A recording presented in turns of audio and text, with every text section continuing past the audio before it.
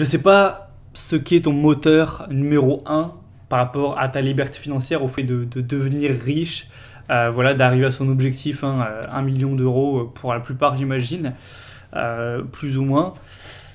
Peut-être que c'est le fait de t'acheter une belle maison, peut-être que c'est des trucs matériels comme le fait de pouvoir partir souvent en voyage, avoir une jolie voiture, etc.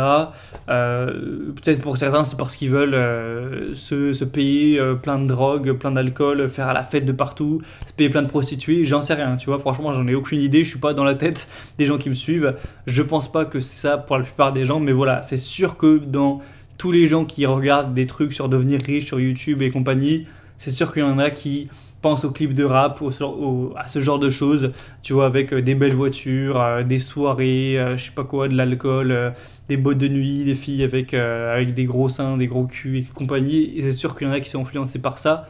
Et en soi, bah, c'est instinctif, on ne peut pas vraiment leur en vouloir.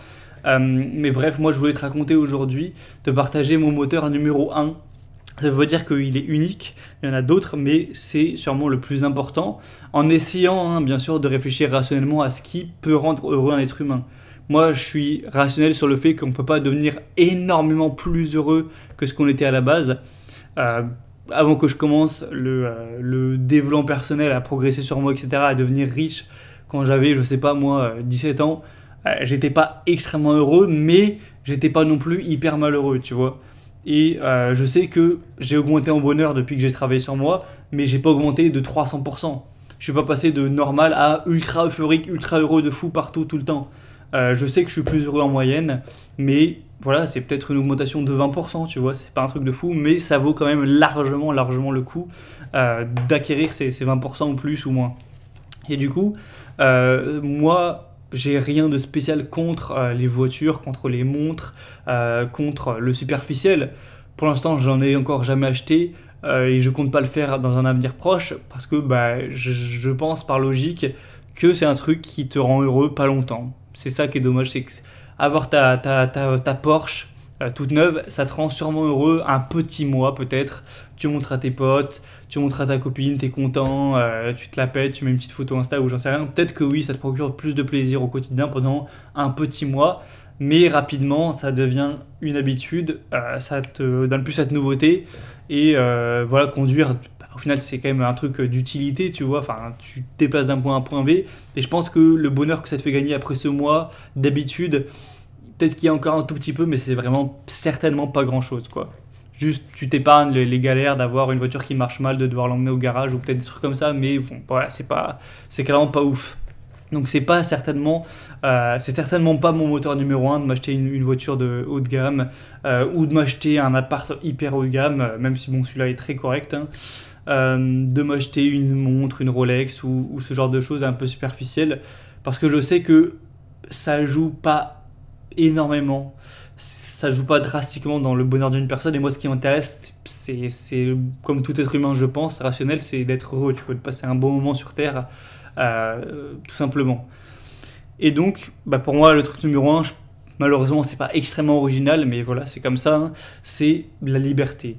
J'imagine que tu l'auras déjà entendu, je sais pas combien de fois sur je sais pas combien de chaînes YouTube, mais voilà, je te dis la vérité, c'est que la liberté, attention, c'est pas non plus quelque chose qui te donne un bonheur garanti en mode oh t'as ta liberté, t'es plus obligé de faire les choses et bah c'est bon t'es méga heureux. C'est beaucoup plus compliqué que ça, mais en gros ça te donne un pouvoir.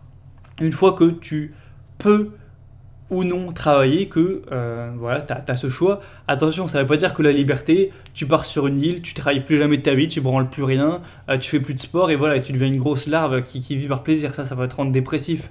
La liberté, c'est pas de tout lâcher, c'est de pouvoir le faire. Ça veut dire que tu veux travailler, tu travailles, mais tu peux ne pas le faire. C'est un choix qui est en ta possession. Alors que quand tu es en galère de payer tes factures, il n'y a pas de choix. Enfin, tu peux toujours ne pas travailler, mais la pression est tellement forte que tu vas tous les matins aller travailler. Quand tu es riche, ça ne veut pas dire que tu dois voyager partout toute l'année, mais si jamais tu t'en ressens le besoin, tu peux le faire. C'est juste un choix que tu as toujours autour de toi. T'as pas besoin de t'acheter une super voiture, des super fringues et tout, mais si jamais t'en ressens le besoin et l'envie, tu pourrais le faire. Également, tu pourrais payer un coach, quelqu'un un chef cuisinier qui te fait la cuisine chez toi, payer, faire plaisir ou non à tes proches. Enfin, en fait, c'est juste, tu as toute une opportunité de choix qui augmente autour de toi, que tu vas pas forcément faire, que tu dois pas forcément faire, mais qui sont disponibles. Et pour moi, ça, c'est un outil, cette liberté.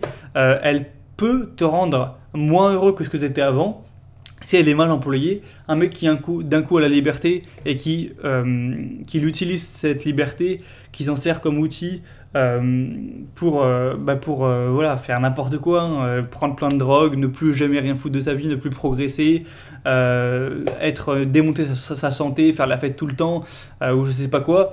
À long terme, on sait très bien que ça va le rendre malheureux. Donc la liberté peut être un outil négatif, l'argent peut être un outil négatif, mais pour moi, ça te donne un pouvoir, un potentiel, soit qui va te faire diminuer ton bonheur, soit qui va le laisser au même stade, hein, mais qui peut aussi l'augmenter. Si tu instrumentes bien ce pouvoir qui est la liberté, de travailler vraiment ni trop ni pas assez, de réussir à trouver l'équilibre, parce que quand on te dit tu travailles 35 heures et tu fermes ta gueule, bah, tu peux pas instrumentaliser ça, c'est toi, tu acceptes et voilà. Alors que là, quand tu as la liberté, tu peux te dire, en théorie, bah voilà, je vais travailler par exemple, si je trouve que c'est mon équilibre, 9 mois par an. Tu peux te dire, je vais rester dans mon domicile fixe 10 mois par an et voyager 2 mois. Tu vois, il faut pas aller dans les extrêmes, mais tu peux essayer de trouver un équilibre qui pour toi te rend le plus heureux au niveau du temps de travail, au niveau du voyage, au niveau des biens matériels que tu acquiers, au niveau des sorties que tu fais, etc. Évidemment que ça rend pas heureux de bouffer au resto tous les soirs, tu vois, t'en as marre, t'en as ras le cul, ou d'aller à Disneyland toutes les semaines. Mais ça rend pas non plus heureux d'y aller jamais. Si tu vas jamais au restaurant toute ta vie ou des plaisirs comme ça, tu vas être un peu frustré, tu vas te dire que tu profites pas pleinement de la vie. Donc il faut réussir à trouver cet équilibre. Donc grâce à la liberté, tu pourras te dire peut-être que ce qui me rend heureux, c'est d'y manger, je sais pas, 2 fois par semaine, tu vois, et d'avoir ce pouvoir d'aller choper l'équilibre sur tous ces points-là. Et pour moi, ce pouvoir, bien instrumentalisé encore une fois, il peut vraiment rendre plus heureux. Pas de 150%, mais il peut te rendre plus heureux de 10, 20, 30%, je pense, sans problème. Et moi, je le ressens vraiment. Aujourd'hui, j'ai pas tout qui est parfait dans ma vie, mais juste le fait de plus être forcé d'aller au lycée ou aux études ou au travail de X à Y heures tous les jours et de pouvoir choisir un peu mes journées, choisir à quelle heure je vais au sport, pouvoir travailler plus ou moins en fonction de mon état. Genre par exemple, si je me sens moins chaud quelques semaines, je travaille un peu moins et inversement, pouvoir choisir quand est-ce que je veux partir en vacances, tout ça, c'est quand même une qualité de vie, on va pas se mentir, qui apporte même à long terme des bénéfices. C'est pas comme la voiture qu'une fois que tu l'as acheté, tu t'habitues et c'est fini. Là, le fait de pouvoir à long terme toujours avoir ces avantages de liberté, tu t'y habitues quand même partiellement, mais pour moi, ça rend vraiment quand même plus heureux. Comme je l'ai dit, donc c'est mon moteur numéro un. C'est de pouvoir continuer à être libre. Parce que tu vas me dire peut-être, on va finir là-dessus, oh mais c'est bon, t'es libre, là tu travailles sur internet, t'as pas besoin de forcément devenir riche, t'es déjà libre, alors qu'est-ce que tu vas chercher à devenir riche? Le truc c'est que c'est totalement vrai, sauf que travailler sur internet comme je le fais, il n'y a pas de garantie que ça reste jusqu'à mes 80 ans. Et si ça s'arrête et que je dois repasser au salariat, je vais l'avoir mauvaise, hein, je vais bien avoir les boules. Donc du coup, j'essaie de devenir riche pour pouvoir, si je le souhaitais, avoir un revenu correct par dividende, hein, environ 2000-3000 euros par mois en dividende. Donc c'est environ 1 million d'euros qu'il faut pour ça.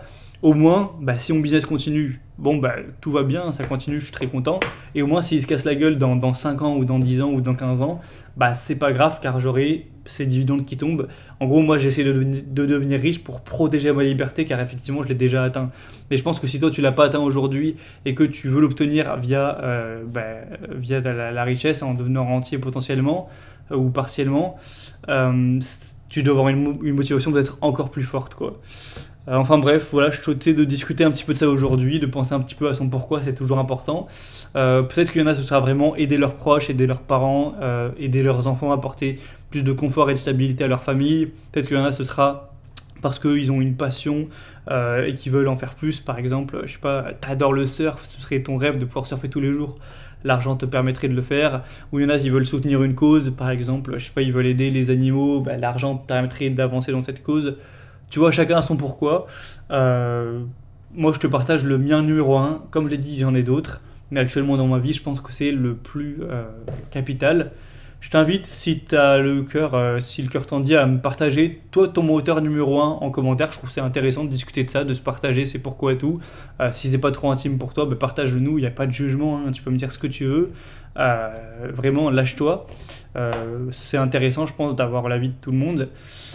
Et bah, c'est tout pour cette vidéo. Donc, comme d'habitude, inscris-toi à la liste mail si tu veux découvrir ma petite fiction que je vais te raconter ce dimanche qui est le rentier pauvre. On va parler de ça. Ce sera un email bien léché que je vais décrire pour dimanche et ainsi que toute la suite des emails du dimanche gratuitement. Donc, ne rate pas ça et inscris-toi maintenant.